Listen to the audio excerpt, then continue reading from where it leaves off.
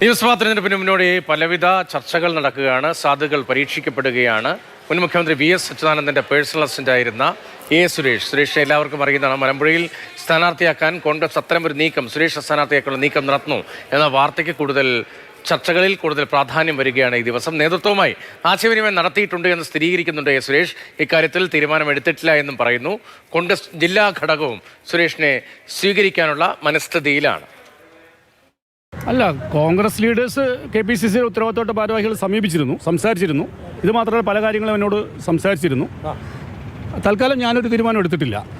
ഞാനിപ്പോഴും ഒരു ഇടതുപക്ഷ അനുഭാവിയായി തുടരുക തന്നെയാണ്. ഞാൻ നേരത്തെ നിങ്ങളോടൊക്കെ പറഞ്ഞ പോലെ എന്നെ പാർട്ടിയിൽ നിന്ന് പുറത്താക്കിയിട്ട് 10-ലേറെ കൊല്ലമായി. ഞാനൊരു 3 അപ്പീൽ സംസ്ഥാന സെക്രട്ടറിക്കും കൊടുത്തു, ഒരു അപ്പീൽ പാലക്കാട് ജില്ലാ സെക്രട്ടറിക്കും കൊടുത്തു. ഇതുവരെയായിട്ടൊരു മറുപടി പോലും തന്നിട്ടില്ല. എന്നിട്ട് ഞാൻ പാർട്ടി അനുഭാവിയായി, ഇടതുപക്ഷ അനുഭാവിയായിട്ട് ഞാൻ തുടരുകയാണ്. ഞാനിപ്പോൾ ഒരു തീരുമാനം എടുത്തിട്ടില്ല. അത്തരം കാര്യങ്ങൾ കൊടുത്ത വാർത്തയെ സംബന്ധിച്ചൊരു തീരുമാനം എൻ്റെ ഭാഗത്ത് നിന്ന് വ്യക്തിപരമായി ഞാൻ എടുത്തിട്ടില്ല. അല്ല, പ്രതിഷേധം എന്ന് പറയാൻ കഴിയില്ല. കാരണം ഞാനിപ്പോൾ 10-12 കൊല്ലം എന്നെ പാർട്ടിയിൽ നിന്ന് പുറത്താക്കിയിട്ട് അതിൽ പ്രതിഷേധിക്കാൻ ഞാൻ തയ്യാറല്ല. പക്ഷേ കേരളത്തിൽ ഇടതുപക്ഷം നിലനിൽക്കണമെന്നും ഇടതുപക്ഷ മൂല്യങ്ങൾ ചോരാൻ പാടില്ല എന്നും വിശ്വസിക്കുന്ന ആയിരക്കണക്കിന് ആൾക്കാർ കേരളത്തിലുണ്ട്. ഇവിടെ പാർട്ടി ഉണ്ടാവണം.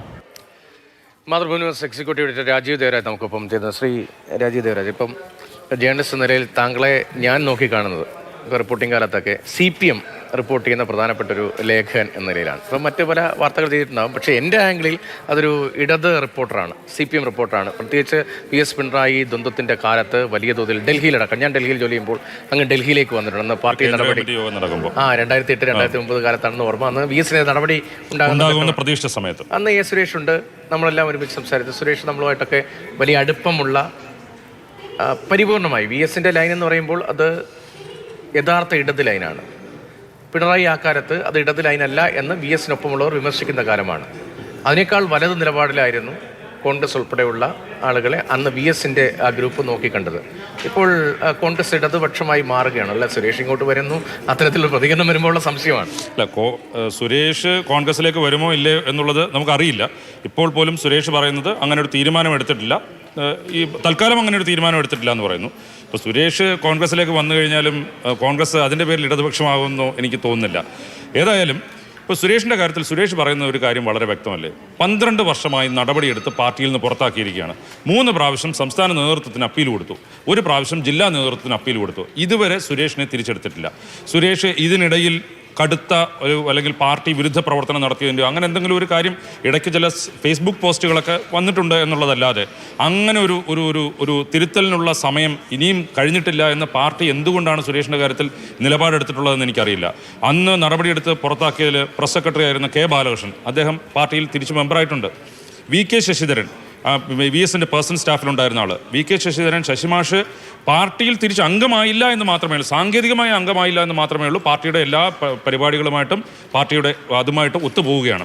പക്ഷേ സുരേഷ് മാത്രം ഇപ്പോഴും പുറത്തു നിൽക്കുകയാണ്. എന്തിൻ്റെ പേരിലാണ് എന്നുള്ളത് അറിയില്ല. അപ്പം അന്ന് വാർത്ത ചോർത്തൽ അല്ലേ, അത്തരമൊരു നടപടിയായിരുന്നില്ല. Joseph C. മാത്യു അടക്കമുള്ള ആളുകൾക്കെതിരെ നടപടി, പല ഘട്ടങ്ങളിലാണ് ഈ നടപടി. VK ശശിധരൻ ഒരു ഘട്ടത്തിൽ, K. ബാലകൃഷ്ണൻ വേറൊരു ഘട്ടത്തിൽ, പിന്നെ ഒരുമിച്ചല്ലേ ഇപ്പോൾ നമ്മുടെ ഇദ്ദേഹത്തിനെതിരെ ITS ഉപദേഷ്ടാവ് വരുന്ന ജോസഫ് C. മാത്യുവിനെതിരെ സുരേഷിൻ്റെ അടക്കം അങ്ങനെ പല ഘട്ടങ്ങളിൽ നടപടി എന്ന് VSനൊപ്പം ഉണ്ടായിരുന്ന ആളുകൾക്ക് അത് സ്വീകരിച്ചിരുന്നു. ഇന്നത്തെ മന്ത്രി KN ബാലഗോപാൽ അന്ന് പകരക്കാരനായി VSനൊപ്പം പൊളിറ്റിക്കൽ സെക്രട്ടറിയായി അപ്പോൾ അന്ന് നിയമിതനാവുകയൊക്കെ ചെയ്തതാണ്. എന്തുകൊണ്ടാണ് സുരേഷിൻ്റെ കാര്യത്തിൽ മാത്രം ഒരു പുനർവിചിന്തനം അത്ര ഗൗരവത്തിൽ കാണാത്തതുകൊണ്ട്? അല്ലെ, ഗൗരവത്തിൽ കാണാത്തതുകൊണ്ടല്ലോ. ഇപ്പം സുരേഷ് ഈ 12 വർഷം കഴിഞ്ഞിട്ടും ഇടതുപക്ഷ അനുഭാവിയായി നിൽക്കുന്നു. തിരിച്ച് പാർട്ടിയിൽ ഉൾപ്പെടുത്തുകയാണെങ്കിൽ അത് കാത്തു നിൽക്കുന്ന ഒരാളാണ്. 3 പ്രാവശ്യം സ്റ്റേറ്റ് കമ്മിറ്റിക്കും 1 പ്രാവശ്യം ജില്ലാ കമ്മിറ്റിക്കും അപ്പീൽ കൊടുത്ത, ഈ നടപടി പിൻവലിക്കണമെന്ന് അപേക്ഷിച്ചുകൊണ്ട് അപ്പീൽ കൊടുത്ത ആളാണ്. അപ്പോൾ ഇപ്പോഴും തുടരുന്നു. പക്ഷേ ഇതിൻ്റെ ഇടയ്ക്ക് കോൺഗ്രസ്സുകാർ അദ്ദേഹത്തെ സമീപിച്ചിരിക്കുന്നു.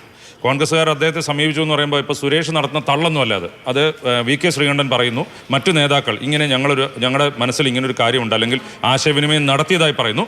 മലമ്പുഴയിൽ കോൺഗ്രസിൻ്റെ സ്ഥാനാർത്ഥിയായിട്ട് മത്സരിപ്പിക്കുന്നതിന് വേണ്ടിയാണ് ഞാൻ മനസ്സിലാക്കുന്നത്. പക്ഷേ സുരേഷ് കോൺഗ്രസ് ചിഹ്നത്തിൽ കോൺഗ്രസ് സ്ഥാനാർത്ഥിയെ മത്സരിക്കുന്നതിന് താല്പര്യപ്പെടുന്നില്ല. ഒരു പൊതു സ്വതന്ത്രൻ എന്നുള്ള രീതിയിലാണെങ്കിൽ ഒരു പക്ഷേ സുരേഷ് അതിന് സമ്മതിക്കുമായിരിക്കും. ഇത് എന്തെങ്കിലും ഒരു സംഘടനാപരമായിട്ട് ഒരു തിരുത്താൻ പറ്റാത്ത തെറ്റൊന്നും ചെയ്തതിൻ്റെ പേരിലല്ല. ഇത് ചില വ്യക്തിപരമായ ചില പ്രശ്നങ്ങളുടെ പേരിലാണ് സുരേഷിനെ മാറ്റി നിർത്തിയിരിക്കുന്നതെന്നാണ് ഞാൻ മനസ്സിലാക്കുന്നത്. ഇതുപോലെ തന്നെ VSൻ്റെ പേഴ്സണൽ സ്റ്റാഫിലുണ്ടായിരുന്ന മറ്റൊരാളാണ് ലതീഷ് B. ചന്ദ്രൻ. അവിടെ ആലപ്പുഴയിൽ CPMകാർക്ക് അല്ലെങ്കിൽ കമ്മ്യൂണിസ്റ്റ് പ്രസ്ഥാനത്തിന് അവരുടെ ഏറ്റവും അല്ലെങ്കിൽ അവർ ഏറ്റവും പ്രധാനമായി കാണുന്ന പി കൃഷ്ണപിള്ള സ്മാരകം, കണ്ണർകാട്ടുള്ള പി കൃഷ്ണപിള്ള സ്മാരകം നശിപ്പിച്ചതിൻ്റെ പേരിൽ അതിൽ ഒന്നാം പ്രതിയായിരുന്നു ലതീഷ് പി ചന്ദ്രനെ പാർട്ടി പുറത്താക്കി. ആ കേസിൽ ഇയാൾ ഒന്നാം പ്രതിയായിരുന്നു.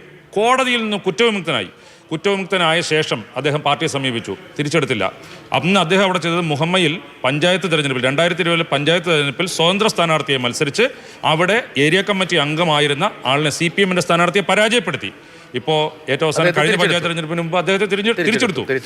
സുരേഷിന്റെ കാര്യത്തിൽ മാത്രം എന്തുകൊണ്ട് അതാണ് മനസ്സിലാവാത്ത കാര്യം. അത് പാർട്ടിയുടേതായിട്ടുള്ള എന്തെങ്കിലും ഒരു നടപടിയുടെ പേരിലോ പാർട്ടി എടുത്തിരിക്കുന്ന ഒരു നിലപാടിന്റെ പേരിലോ അല്ല, ചില വ്യക്തി താല്പര്യത്തിന്റെ പുറത്താണ് സുരേഷിനെ അങ്ങനെ മാറ്റി നിർത്തിയിരിക്കുന്നതെന്നാണ് ഞാൻ മനസ്സിലാക്കുന്നത്. ഇപ്പോൾ ഇനിയിപ്പോൾ നമുക്ക് ഇലക്ഷൻ പൊളിറ്റിക്സിലേക്ക് വന്നാൽ, ഇപ്പോൾ നേരത്തെ ഇടതുപക്ഷം എന്നൊക്കെ ഞാൻ പറഞ്ഞത് അതിന്റെ അന്നത്തെ സാഹചര്യവും ഇന്നത്തെ സാഹചര്യത്തിന്റെ വ്യത്യാസം കൊണ്ടാണ്. ഇപ്പോൾ VD സതീശൻ കഴിഞ്ഞ ദിവസങ്ങളിൽ പറയുന്നത് യഥാർത്ഥ കേരളത്തിൽ നെഹ്റുവിയൻ സോഷ്യലിസം ഇടതുപക്ഷം, അത് ഇപ്പോൾ കോൺഗ്രസ് ആണ്, വലതു വ്യതിയാനം CPM ഉണ്ടായിരിക്കുന്നു. ഒരുപക്ഷെ നേരത്തെ VSന്റെ കാലത്ത് ആ ഗ്രൂപ്പ് ഉന്നയിച്ചിരുന്ന വലതു വ്യതിയാനം എന്ന ഭാഗത്തിന്റെ ഭാഗമായി തന്നെയാണ് ഇപ്പോൾ പറയുന്നത്. വലതുപക്ഷം ഇടതുപക്ഷം എന്നതിനപ്പുറത്തേക്ക് മറ്റു ചില പൊളിറ്റിക്കൽ സാരിയാണല്ലോ ഇപ്പോൾ ഉള്ളത്.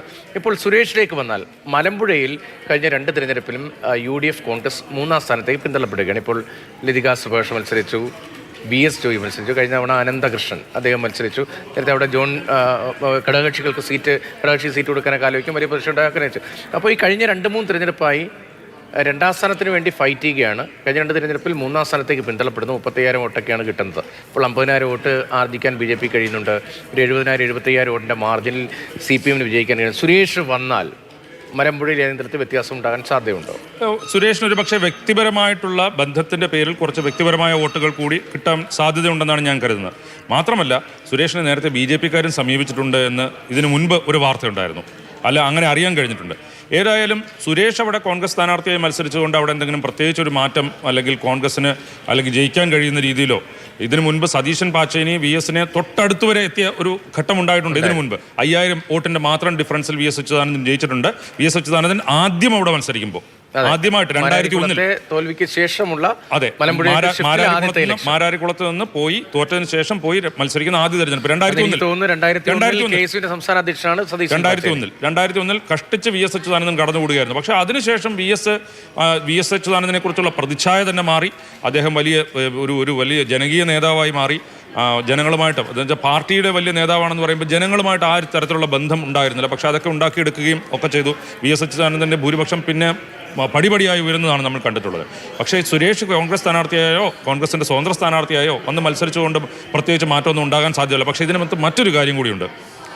VS അച്യുതാനന്ദൻ്റെ മകൻ VA അരുൺകുമാർ തെരഞ്ഞെടുപ്പിൽ മത്സരിച്ചേക്കും എന്നുള്ള രീതിയിൽ ചില വാർത്തകൾ വന്നിരുന്നു. അങ്ങനെയാണെങ്കിൽ ആലപ്പുഴ ജില്ലയിലെ ഒരു മണ്ഡലം, അതല്ലെങ്കിൽ മലമ്പുഴ എന്ന് കേട്ടിരുന്നു. കായംകുളം അല്ലെങ്കിൽ മലമ്പുഴ. അപ്പോൾ മലമ്പുഴയിലാണ് VA അരുൺകുമാർ മത്സരിക്കുന്നതെങ്കിൽ സുരേഷ് അത്തരമൊരു മത്സരത്തിന് തയ്യാറാകുമോ എന്നുള്ളതും അറിയേണ്ടതാണ്. അങ്ങനെയാണെങ്കിൽ അത് രാഷ്ട്രീയമായി, ഇപ്പോൾ അങ്ങനെ മത്സരത്തിന് ആകുകയാണെങ്കിൽ അത് രാഷ്ട്രീയമായി വലിയൊരു തൽക്കാലത്തെങ്കിലും ഫലം വരുന്നവരെങ്കിലും വലിയൊരു കൺഫ്യൂഷൻ ഉണ്ടാക്കാൻ സഹായിക്കുമെന്ന് പ്രതീക്ഷിക്കാം. അതല്ല, ഇനി VA അരുൺകുമാർ ആണെങ്കിൽ മത്സരരംഗത്ത് ഇല്ല എന്ന് വേണ്ടി കരുതേണ്ടി. എനിക്ക് തോന്നുന്നത് VA അരുൺകുമാർ ആണ് മത്സരിക്കുന്നതെങ്കിൽ സുരേഷ് അതിന് തയ്യാറാകുമോ എന്നുള്ള കാര്യത്തിൽ സംശയമുണ്ട്. എന്തായാലും അങ്ങനെയാണ് രാഷ്ട്രീയം മാറി മറിഞ്ഞ് വരികയാണ്. പിന്നെ സുരേഷിൻ്റെ ഭാഗം കേൾക്കുമ്പോൾ ഇപ്പോൾ ശ്രീ രാജീവ് ദേവരാജ് പറഞ്ഞ പോലെ ദീർഘകാലമായി പാർട്ടിയുടെ പടിവാതിൽക്കളിൽ ഒരു അംഗത്വത്തിന് വേണ്ടി കാത്തുനിൽക്കും, പാർട്ടി നടപടി തിരുത്തപ്പെടും എന്ന് പ്രതീക്ഷിച്ച് കാത്തു നിൽക്കുകയാണ്. എന്തുകൊണ്ട് സുരേഷിനെതിരെ മാത്രം ഈ അച്ചടക്ക നടപടി ഇങ്ങനെ തുടർന്നു പോകുന്നു എന്ന ചോദ്യം CPMന് നിലനിൽക്കുന്നുണ്ട്. മാത്രമല്ല, എന്തുകൊണ്ടാണ് എന്ന വിശദീകരണം പാർട്ടിയുടെ ഭാഗത്തു നിന്നും ഇതുവരെ ഉണ്ടായിട്ടുമില്ല. മലമ്പുഴയിൽ അത്തരമൊരു സാധ്യതയുണ്ട് എന്ന പരീക്ഷണം, ജയിക്കാത്ത സീറ്റുകളിലെ പരീക്ഷണമാണ് ഇപ്പോൾ കോൺഗ്രസ് UDF ഉദ്ദേശിക്കുന്നത്. ആ സാഹചര്യത്തിലാണ് സുരേഷിൻ്റെ പേര് മലമ്പുഴയിൽ വളരെ സജീവമായി ചർച്ച ചെയ്യപ്പെടുന്നു. അക്കാര്യം കോൺഗ്രസ് നേതാക്കൾ ഉൾപ്പെടെ സ്ഥിരീകരിക്കുന്ന ഘട്ടത്തിലേക്ക് എത്തിയത്.